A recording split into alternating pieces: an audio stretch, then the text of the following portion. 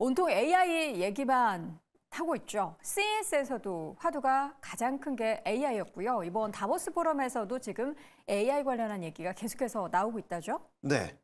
다보스 포럼이 이제 뭐 경제 분야뿐만 아니라 세계적 현안들을 다루는 뭐 가장 권위 있는 포럼 중에 하나고, 뭐 세계 이제 뭐 지도자뿐만 아니라 유명 기업인들 다 모이는 곳이잖아요. 네.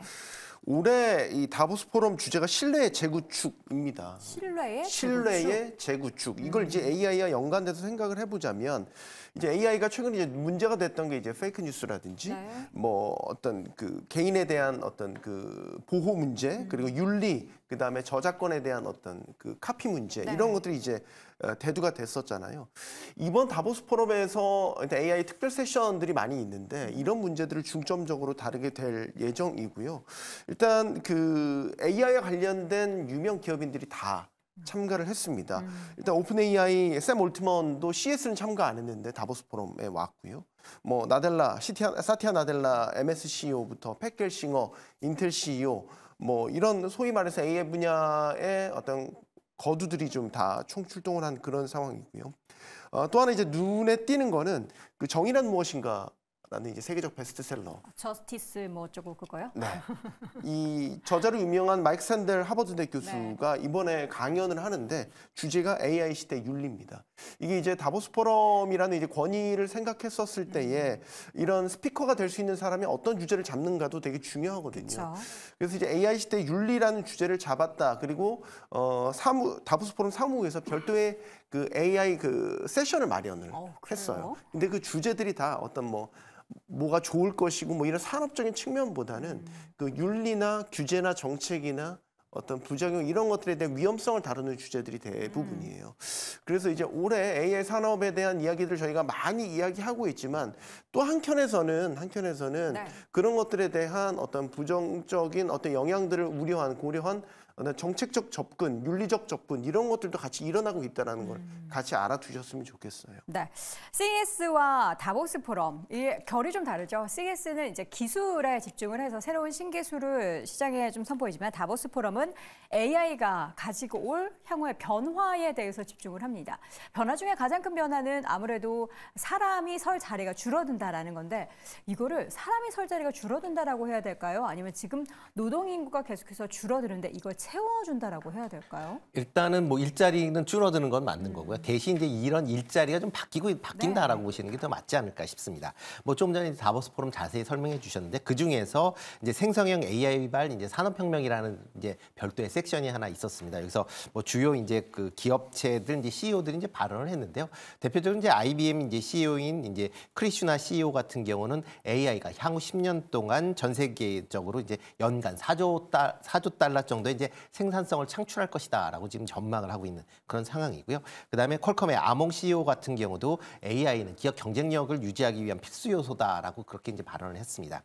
여기에 이제 뭐 UAE의 이제 AI 디지털 장관 같은 경우는 AI를 거부할 경우 당신은 완전히 끝났다라고 얘기를 할 만큼 AI가 없는 그런 이제 세상 이제서부터는 AI가 없는 세상은 생각할 수 없다라는 그런 이제 인식으로 생각을 하시면 좋을 것 같고요. 그렇기 때문에 이런 이제 AI를 활용한 여러 가지 생산성 개선에 대한 기대감이 지금 미국 증시를 특히 이제 M7이라고 하는 그런 이제 대형 기술주들의 성장세를 지금 이끌고 있다라고 보시면 될 것 같습니다. 네. 뭐 여기서 뭐 향후에 그 일자리가 한 40% 준다라고 분명히 얘기는 하고 있지만 뭐 일단은 뭐 그 단순한 작업 아니면 뭐 인간이 하기 좀 어려운 위험한 그런 작업들 같은 경우는 이제 대체가 된다라고 볼 수는 있지만 이 외에 AI나 로봇을 이제 운영을 하기 위해서는 또 그거에 맞는 또 인력이 더 필요할 수도 있다라는 것도 같이 뭐 생각을 해보셔야 될 것 같고요. 네. 아마 한동안은 계속 로봇 AI와 인간이 공존하는 그런 사회가 이어지지 않을까라는 생각을 해보고 있습니다. 사실 그 제조업이 AI가 그리고 로봇이 대체함으로써 뭔가 이제 줄어들 것이다라는 쪽도 있지만 산업 자체가 줄어들 것이다라는 우려도 있지만 저는 오히려 로봇이 더 많이 좀 투입이 되면서 생산성을 올리면은 제조업의 경기가 좀 좋아질 것 같다라는 생각도 좀 들거든요. 제 생각이 좀 틀린 걸까요? 제조업이라는 측면에서 보면 생산성을 높일 수 있는 획기적인 도구가 개발된 건 맞죠. 당연하죠. 왜냐하면 사람이 했었을 때에 사람은 뭐 일도 해야 되지만 쉬기도 해야 되고 네. 잠도 자야 되는데 맞아요. AI나 로봇이 그런 게 어디 있습니까? 24시간 그냥 계속 24시간 들어가죠? 풀가동을 해도 아무 문제가 없이 최적화된 그 제조 환경을 제공해 줄 수 있다라는 네. 점에서 생산성은 올라가는데 사람이라는 관점에서 보면 아까 일자리 얘기했지만 그만큼 일자리는 줄어들 수밖에 없는 거고 그런 것들이 이제 혼란 속에서 교차하는 과정에 지금 있다라고 보여지는 거고 네. 뭐 로봇에 대한 얘기 이제 AI에 대한 이따가 다시 얘기하겠지만 저는 다른 측면 하나만 말씀드려도 될까요? 저는 이제 산업적인 측면에서 올해 AI 산업에 문제가 될 수 있는 건 저작권이라고 봐요. 저작권 얘기 참 많죠. 네. 저작권 소송이 이제 확실하게 어떤 법원 판례들이 확고하게 나온 게 없기 때문에 지금 미국이 이제 상징적인 예가 되는데 오픈 AI가 어쨌든 챗 GPT 열풍을 일으켰으니까 챗 GPT 오픈 AI사에 제기된 주요 소송이 3건이 있어요. 네. 이게 세계적인 이제 왕자의 게임 드라마 아시죠? 원작자와 작가들이 소송 제기한 게 있고요. 네. 그다음에 그 유명 또 논피션 작가 11명 또 필리처상 수상한 테일러 브랜치 이런 분들이 또 역시 소송에 가세를 한 부분이 있고요. 언론사 뉴욕타임스가 역시 오픈 AI 상대로 소송을 제기를 했습니다. 네. 이제 공통점이 뭐냐면 이 생성형 AI들이 학습하는 과정에서 자신들이 만들어 오는 창작물을 무단으로 학습했다라는 거예요. 그렇죠. 그래서 이게 저작권 문제에 저촉이 된다라는 거고 이제 법원의 판결이 이게 어떻게 되느냐에 따라서 저는 중요한 게 생성형 AI가 앞으로 어쨌든 계속 고도화되려면 학습을 계속 해야 되잖아요. 네. 학습에 필요한 정보 습득에 막대한 비용이 들어갈 수 있다는 얘기가 하나가 저희가 생각할 수 있고요. 네. 이를 넘어서 이거는 이제 AI 콘텐츠들, 생성형 AI가 만들어낸 콘텐츠들이 어떻게 유통될 것인가. 유통 구조에도 심대한 영향을 미칠 수 있다라고 봐요. 이게 비교를 해보자면 네이버가 지금 언론사들한테 콘텐츠 구독료를 주고 있어요. 기여금이라는 형태로 주고 네. 있거든요. 이게 만들어진 지 오래되진 않았습니다. 예전에는 그냥 썼던 거예요. 그렇죠. 광고비 같은 걸로 간접적으로 이제 제공만 했지 직접 사용료를 제공한 지는 그렇게 오래되지 않았어요. 이런 문제들이 이제 생성형 AI에도 본격적으로 일어날 것이다. 그러니까 우리나라의 기사들, 그 온라인에 올라온 기사들을 보면요, 맨 하단에 그 AI의 학습이나 뭐 무단으로 이런 네. 거 관련한 데이터를 사용하지 못합니다라는 그런 고지글들이 다 나와 있긴 하거든요. 근데 우리나라도 뭐 관련한 사람이 더 발전을 하려면 정말 다양한 데이터가 필요할 텐데 그렇게 된다면 말씀해 주신 것처럼 그 비용이 늘어나고 그러면 그런 관련 기업들에게는 비용 부담이라는 또 악재가 생길 수 있어서 이걸 얼마나 감당할 수 있는 기업인지 아닌지도 좀 기업을 그럼요. 고르는데 관건이 될 지금 것 그러면 같습니다. 이제 오픈 AI 유료 서비스 월에 $20 올라가겠죠, 예. 가격이. 뭐 그렇게 비용들이 다 전가가 되겠죠. 자, AI, 로봇, 다양한 이야기들을 하고 있습니다. 최근에 로봇 관련한 이야기 중에 우리 테이버 고수가 가장 좀 흥미로웠던 내용은 뭘까요? 저는 계속 말씀드리는 게 이제는 로봇이 요리도 한다. 로봇이 빨래도 갠다.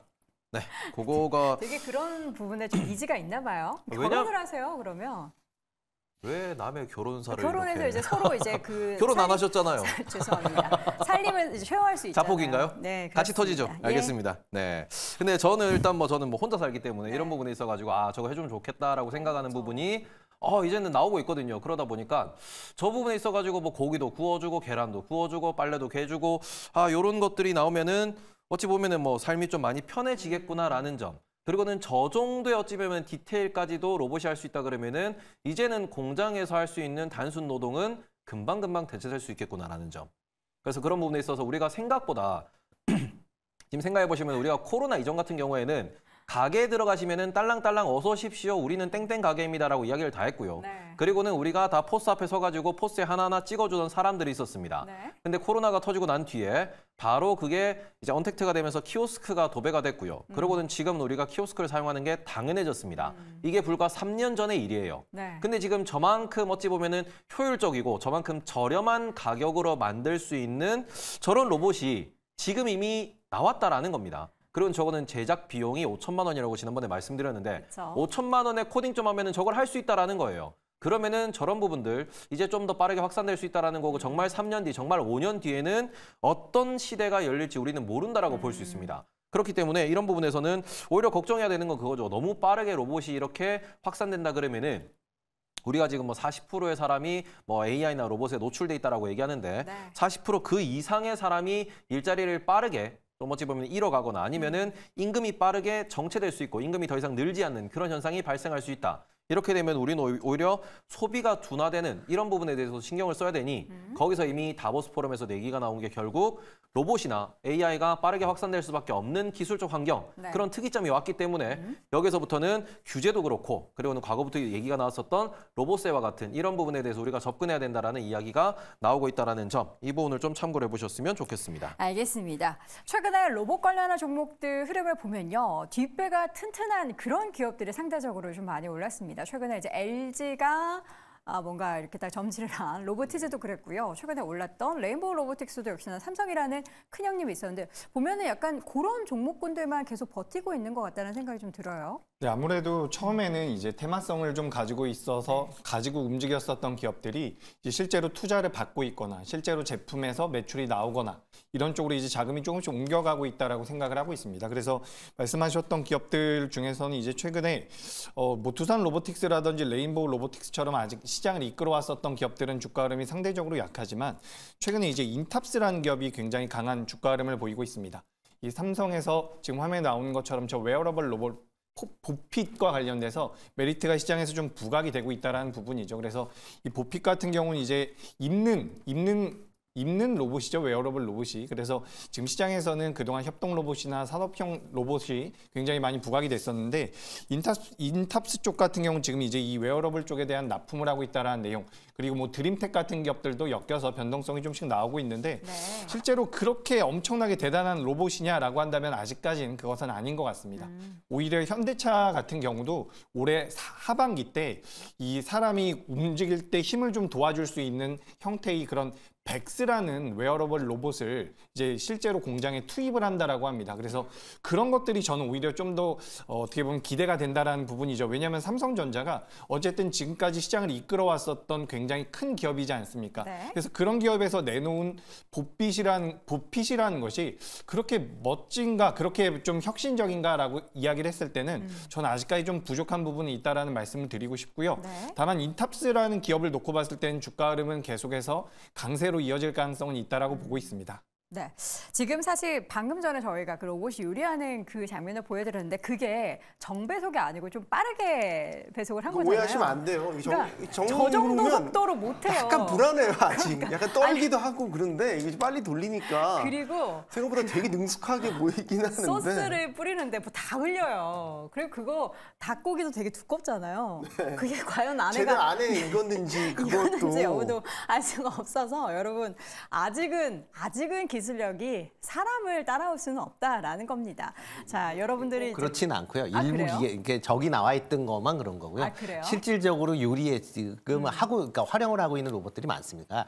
대표적으로 북경 올림픽 때만 네. 해도 주방은 한 절반 정도가 로봇이 요리를 했습니다. 그러니까 그만큼 로봇을 통한 이런 뭐 음식 그러니까 재료를 뭐 정리하거나 그다음에 이제 직접 만드는 거에 대해서도 많이 발전을 했고요. 문제는 네. 이제 사람이 만드는 것보다는 당연히 속도가 좀 느릴 수밖에 없는 거고 그리고 이제 사람이 볼 때에 과연 저게 어설프다라는 그런 생각이 아직까지 좀 많다는 게 그쵸. 뭐 인식 차이인 거지. 뭐 실질적으로 드셔봤던 분들은 네, 뭐 괜찮대요? 그렇게 뭐 나쁘지 않다. 그러니까 그 레시피가 명확하게 있는 음식들은 그- 잘 만들 수 있겠죠. 네, 그 레시피가 특히 뭐 로봇에 들어가는 건 일반 사람들 레시피가 아니라 진짜 유명 셰프의 아. 레시피이기 때문에 네. 음식 맛으로는 뭐 나쁘지 않다라는 얘기가 좋습니다. 있습니다. 자, 다양한 AI, 로봇 이야기를 계속해서 나눠보고 있는데요. 다시 한번 네 분의 의견을 한 줄평으로 정리해 보겠습니다.